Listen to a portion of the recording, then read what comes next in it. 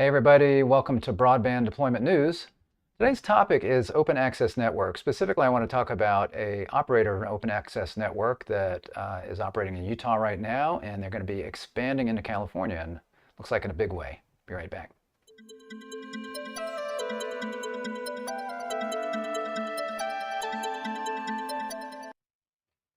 Thanks for joining me. Rick Usey here with Broadband Deployment News. So there's a open access network operator called Utopia that's operating in Utah right now. That's where they're based.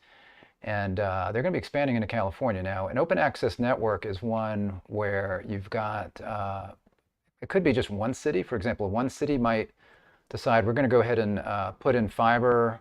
We're going to put in a fiber backbone. And in some cases, they'll put in just like a ring or a backbone, kind of the middle mile infrastructure, and let other ISPs connect into that. And then those ISPs connect into that middle mile and they deliver the last mile. You know, they put in the equipment to deliver the last mile to the subscriber.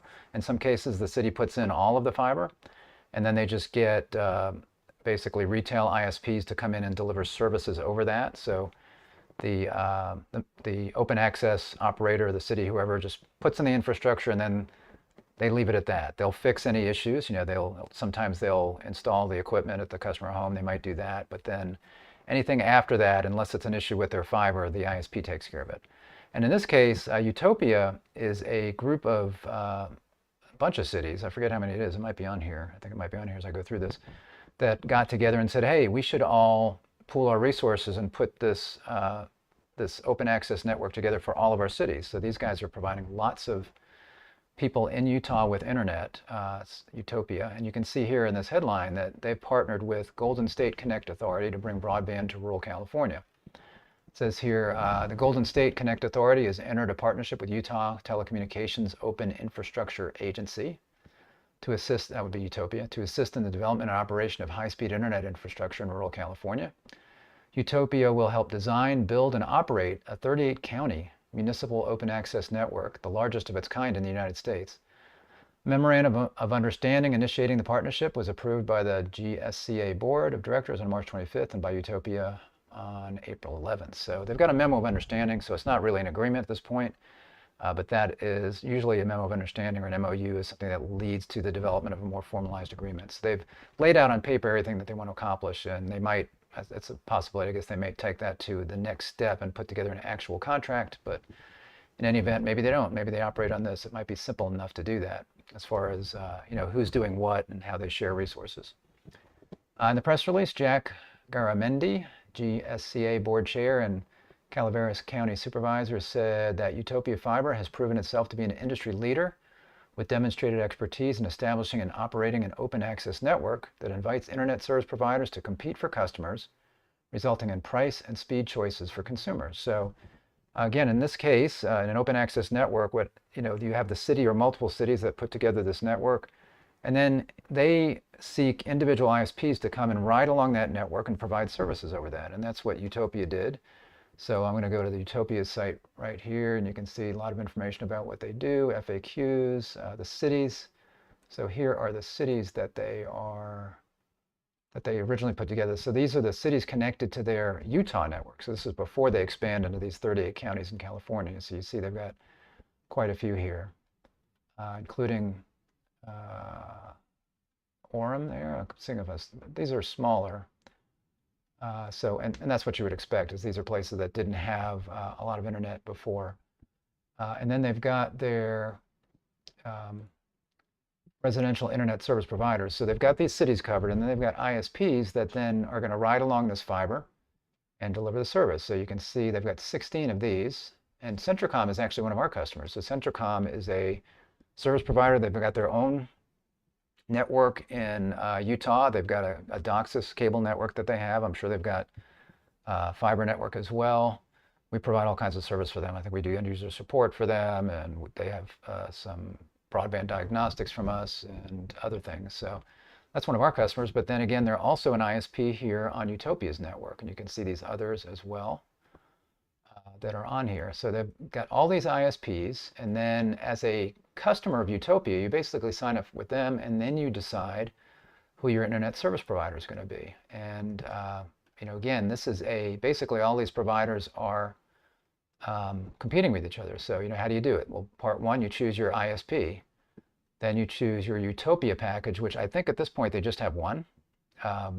As far as, I think they used to have a couple of choices for whether you wanted to pay by the year or by the month, but I think I saw something in one of the FAQs that basically, if you paid by the year and you canceled, then I think there was a penalty if you canceled early, but it sounds like they've gotten past that. So now basically everything's month to month. So they switched all of those people over to month to month. And then you've got, basically that's going to equal your cost.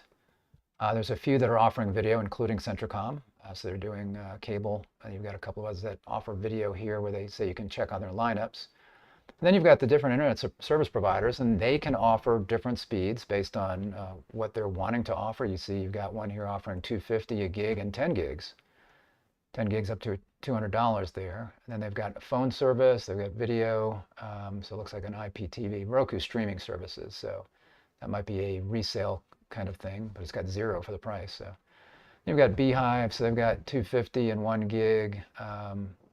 They've got different information. So you got installation costs here, basic packages, entertainment packages. They got basically everything they're offering. Again, you've got Centricom here, 250 and 1 gig. So their 1 gig's $50. So again, as people are looking at this, you've got 1 gig here for $55. You've got a gig here for $54. Here about $50. Here with Centricom about $50. Here you got $40. So, but that's basically all they offer.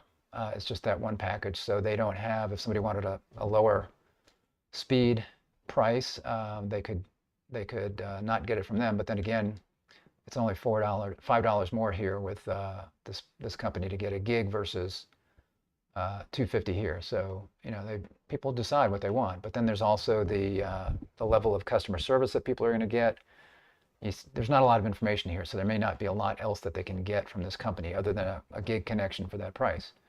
You see some others on here as well. And again, you go down the list here, and you've got various different speeds at different prices. So these are all ISPs that people can choose. So that's the first part. Then you add your Utopia Fiber Connect cost, and like I say, they've only got the one thing now, which is a monthly payment of $30 per month. So as you go into this, you're going to be paying $30 a month for your Utopia part, and then you're going to be paying whatever it is package that you have here, and you can select your ISP, and then you can change your ISP later. They don't make it as easy as some do. I've seen open access networks where you might have a list of ISPs, and you can just go up to the web page, click who you want, and it all takes place. It all gets provisioned automatically. In this case, I believe you've got to call Utopia and say, hey, I want to change to a different service provider, and they take care of that. So basically that's your cost. So for $30 plus whatever you have here, it could be 30 plus 40 or 50, let's say 30 plus 40, then you're paying $70 a month for your 250 meg connection if you go with this company. And again, you've got unlimited home phone for $8 with them. Here you've got unlimited phone for $15 there. So you can really make your choices as a consumer and decide what it is that you want to do. So this, again, is all going to be recreated in California. I'm sure they're going to be doing much the same model there, since that's what Utopia is familiar with, and that there will be some number of all these counties in California and then some number of ISPs that want to offer service there. And really, there's no reason that these same ISPs could not move over to that network unless there's something in that MOU that says they have to be California-based companies or something like that. Maybe California wants to keep that at home. They might want to do that, but generally these folks are not having to have feet on the ground to do these things, because the way that Utopia does it is they go out, when somebody orders service, they go out, they set it up, they put in the equipment. If the customer has, they can provide the Wi-Fi router for the customer. If the customer has their own router, they'll set it up for them. So they'll take care of that. They get it all set up. And then if anything ever goes wrong with that connection, then Utopia takes care of that as well. Now, as far as customer service, you do have to start out by calling your ISP first. So if there's some issue, let's say if you have questions before or during your installation, contact our customer service department. That would be Utopia at that phone number. If you have questions after your install, contact your ISP, and they'll be able to assist you with any issues you may be experiencing. You can find their contact information here, and then it's got all their contact info. Again, that's basically that same page. And generally what's going to happen there is it depends on why the customer is calling, but let's say they're having issues with their Wi-Fi router, but it's more the distance from the router or with the placement of the router, that kind of thing, then I would imagine the ISP handles stuff like that. Obviously, if the router is broken, or if the customer does something to mess up their fiber, then Utopia has to go out and fix that. But if the customer's having issues with, how do I send email, or I'm having a problem connecting this or that, I want to help with my security suite. It depends on whether the ISP handles that or not. So they might say in the security suite, they might say call your security suite provider. They can help you. In our case, when we provide support for broadband providers, we do a pretty wide gamut of what we do. We help them if they have a security suite. We help support their Wi-Fi network, their Wi-Fi router. We do all of those things for them in general for our standard kind of support practices. But again, that will depend on the ISPs. As people are evaluating these, they might want to check and find out what kind of tech support they're going to get. And a lot of times that's what drives people to switch providers, is they are calling the ISP and they're not getting the help they want. The ISP says, oh, well, you need to call your router manufacturer and take care of that, those kinds of things. So again, it provides good consumer choice here. And this is a model that you're starting to see more cities look at seriously, because a lot of times they don't want to be in the retail internet business.